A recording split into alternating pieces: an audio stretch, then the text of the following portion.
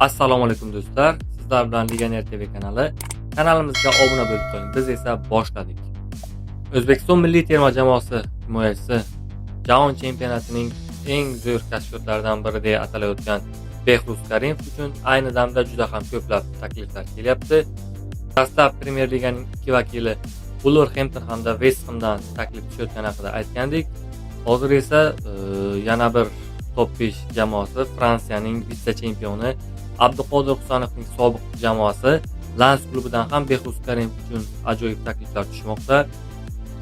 Ayni damda Lens jamoasi mutasaddilari Behruz Karimovni Abduqodir Husanovga o'rinbosar deya topmoqda va Behruz Karimov transferi uchun jiddiy qiziqish olib bormoqda. Xo'sh, sizningcha Behruz Karimov qaysi jamoaga o'tgani yaxshi? Angliya Premyer Ligasigami yoki Lens jamoasigami? U qaysi jamoada o'z o'rnini topa oladi?